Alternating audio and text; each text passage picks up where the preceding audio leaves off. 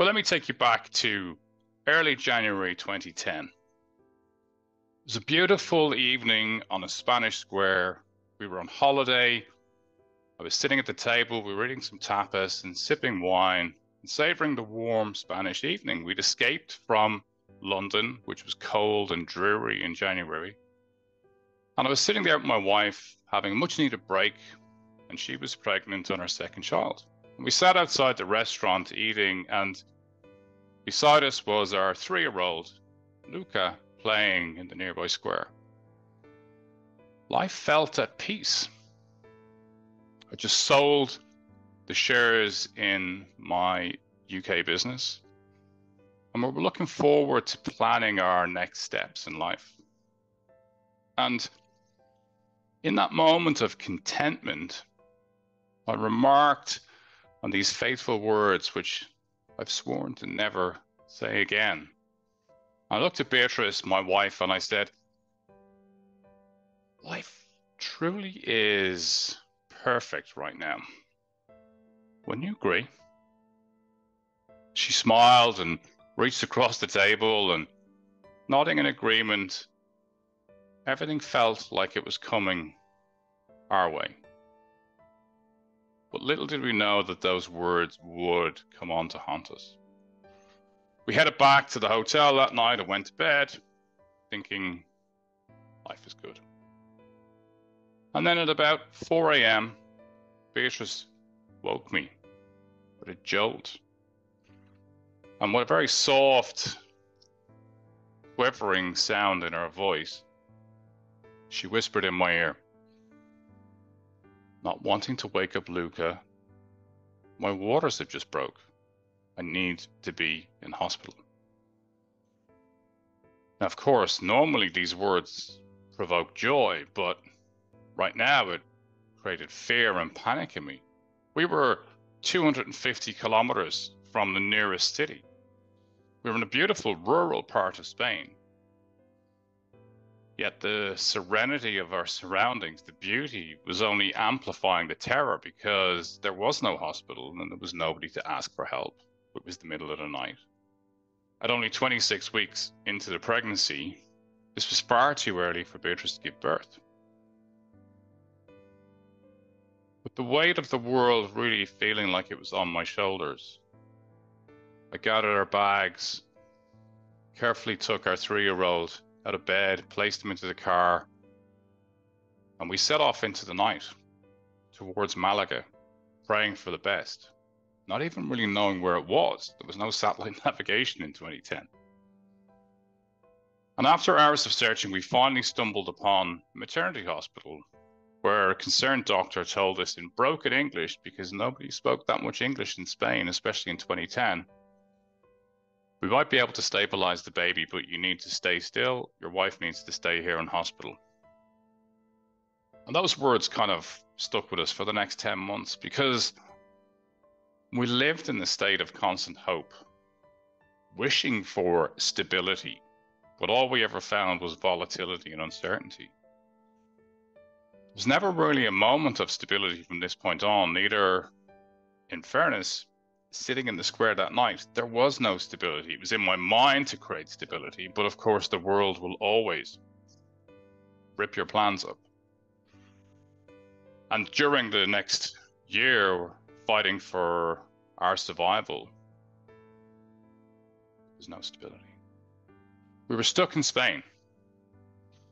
The early days after that were consumed by chaos and confusion. We had to find a place to call home. We had to find a kindergarten for our son, Luca.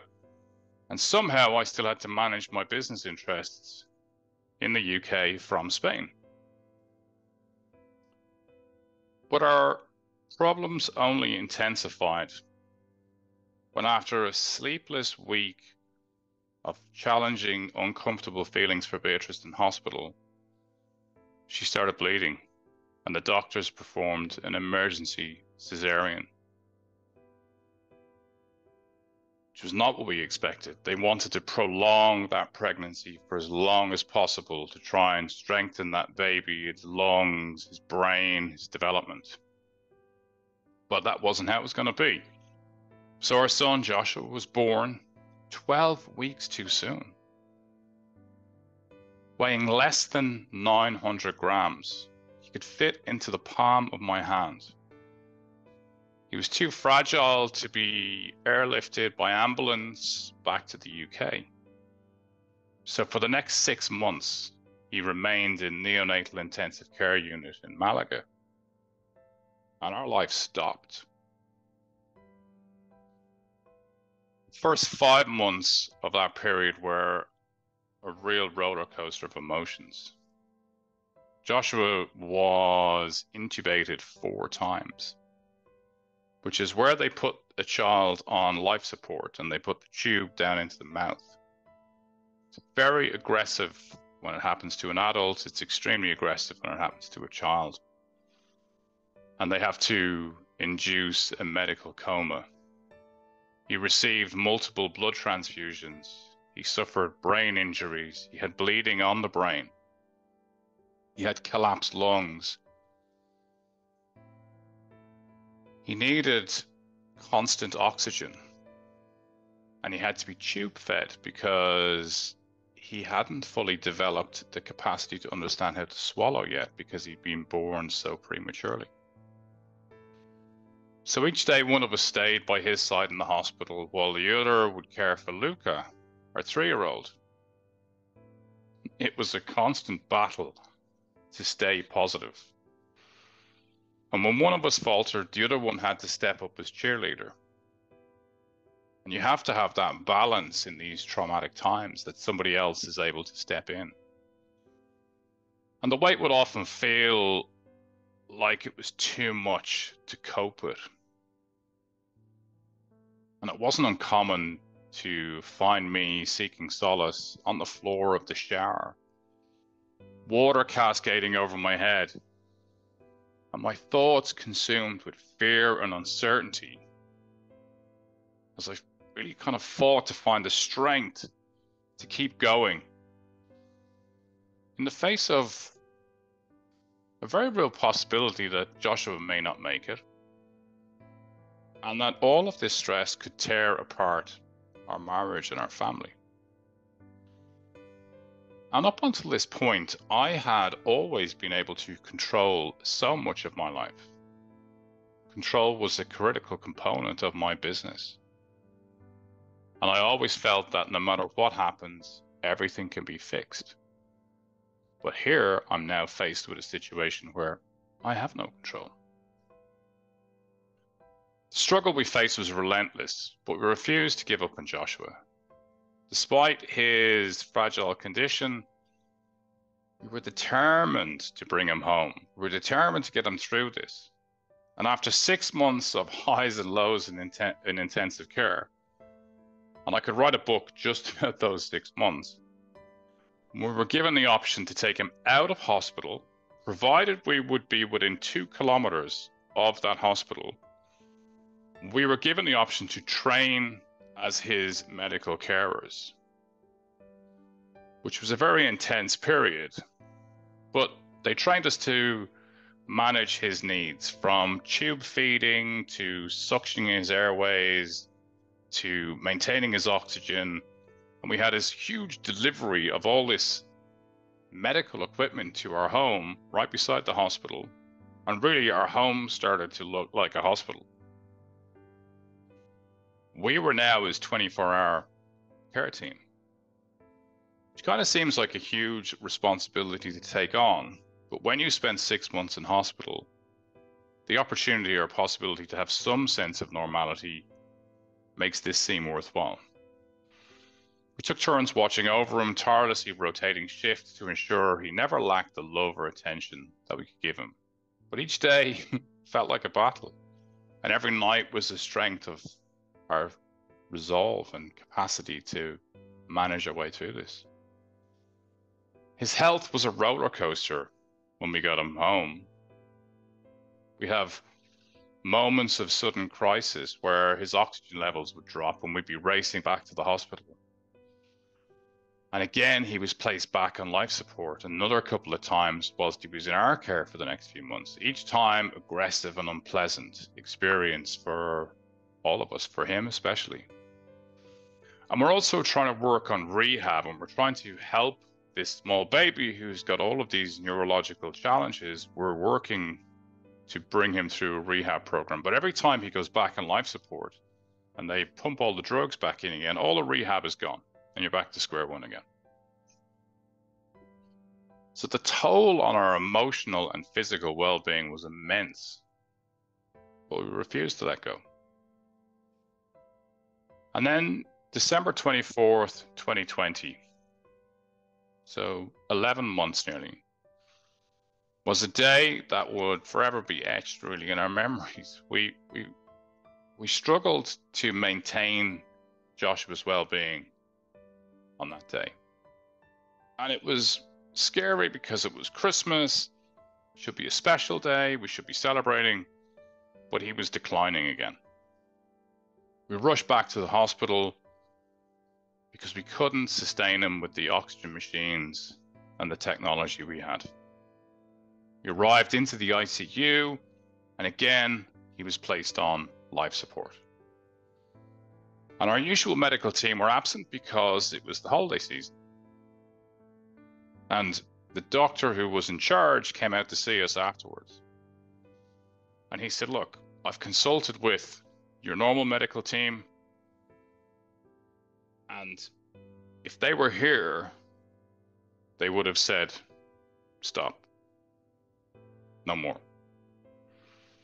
He said, you guys have put up a huge fight.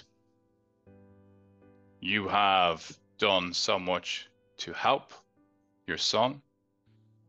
But the reality is, when you are now in the 6th time of being on life support in just under a year, it's not possible for Joshua to sustain life. And this was a big shock because you always hold on to the belief that it will work out. But we were faced with a reality. He told us it was time to prepare for the end, and that when Joshua comes out of hospital, if he comes out of hospital, and he declines again, that will be the end. The weight of these words hit us hard, and we had to prepare to say goodbye. And even when we were told that Joshua's condition was irreversible and that he would no longer be resuscitated, you still kind of hold on to a belief that he'll pull through. You know, the human mind is a wonderfully positive thing. But as much as we hoped and prayed, on the 21st of January, 2011, after we'd had him back home with us again for about 10 days, Joshua took his last breath in his mother's arms. And the pain and the challenge of that year was immense. But we fought a victory in the end because we fought to have him at home with us. We didn't want him to die in hospital because he'd been in that environment for too long. And we fought to have him at home and to die with us at home. And in the midst of all the challenges that you face, and when I talk to leaders and leadership teams all the time, and I talk to companies about all of their growth strategies and what they have to do, it's so important that we find these small victories to celebrate, because they're the kind of glue that binds us when we're struggling. And my life is now really divided into two distinct parts: before and after Joshua. So when I was younger, I was an ego-driven banker in London. Then I was a private equity investor and an entrepreneur. But Joshua's death redirected my path and compelled me to find my true purpose, to fall back in love with something that I connected to when I was 15 and 16 years of age: psychology and understanding human behavior.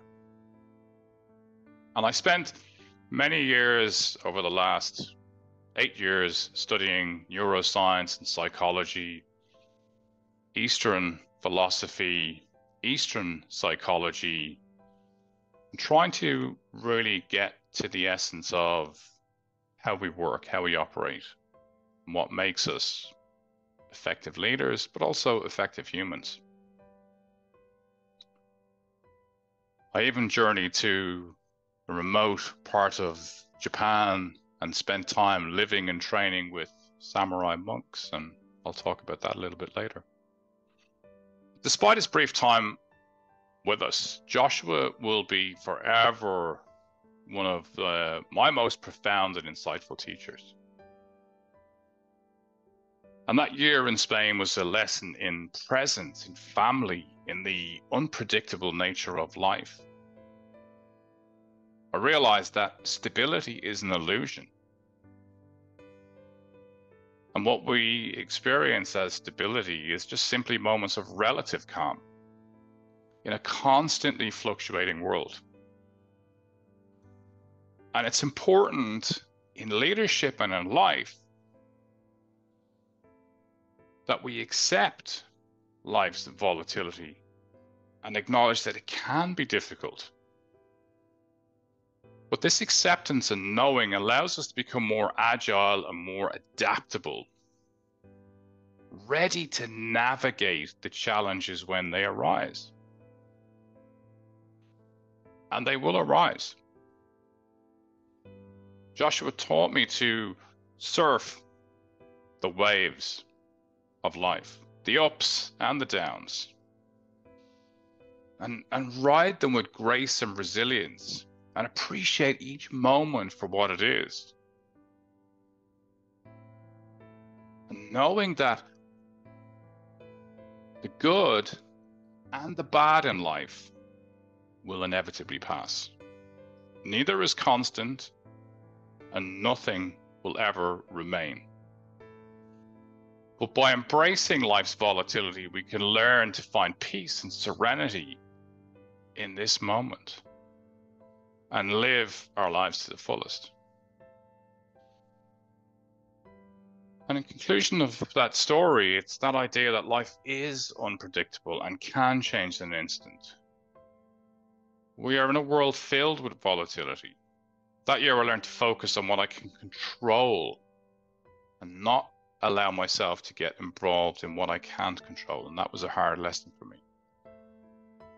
And practically speaking, that just means acknowledging the stressors in your life, but not getting consumed by them.